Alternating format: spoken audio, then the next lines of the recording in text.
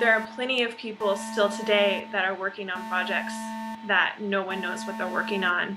There are plenty of people that go to work every day and they can't tell their partners what they're doing.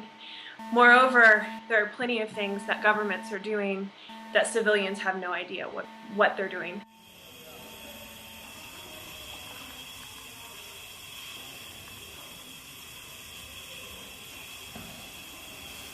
Well, I grew up in Dayton, Ohio, which is a secret Manhattan Project site.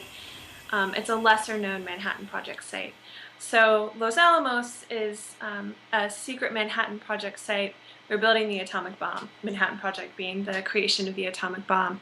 And there were these outposts throughout the US. And so I grew up in one of those outposts. A friend told me about a high school and their football team, their American football team, they're the home of the atomic bombers. So they, there's a gigantic mushroom cloud in the background, and that's sort of their pride. And even in the 60s, they would, cheerleaders could be heard on the sidelines yelling, "Nuke 'em." And I started to wonder about that still takes place today in America, and what that says about our atomic legacy, and what that says about the present state of America, and what that says about loyalty. And that led me to go back to the creation of the atomic bomb. I was reading things about from the male scientist perspective and how they conducted the science.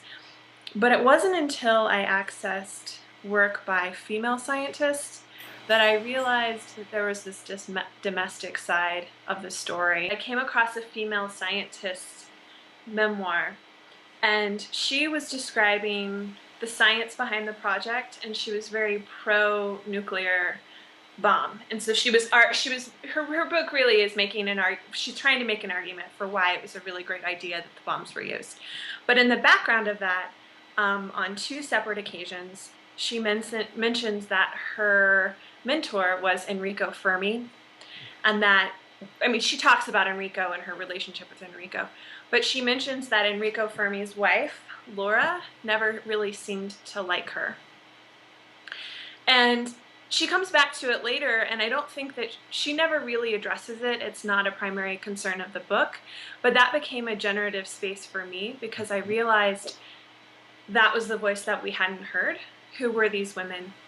And so I contacted the Los Álamos Historical Society, still around in Los Álamos, New Mexico, and they had gathered a lot of oral histories from the perspective of these women. And so I started listening to these oral histories.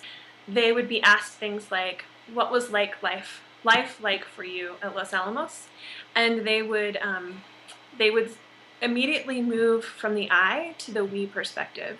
So what I realized was that it seemed like a very natural progression to move from what I thought was a singular point of view to a first-person plural point of view, because the women seemed to really see themselves as this large group.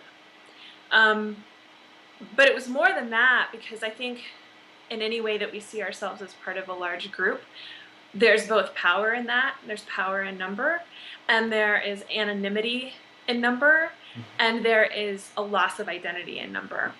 And so it became a way for me to explore those tensions between the group identities we have and the individual, which then pushes against the group. And I saw that as a theme reflected in the way that they were recounting their stories. So it was initially, I thought, going to be a nonfiction project. It's very much based on research.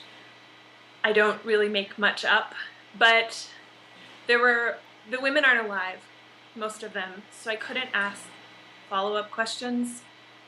And they would make hints at things, but they would never move into a little more information than I wanted. So I was using the inspiration from what they had given. I mean, I find that people don't usually like to tell their secrets, and they don't usually like to confess things that they feel bad about, particularly to strangers at historical society that are interviewing them. So I had to go off of those moments and then move into fiction.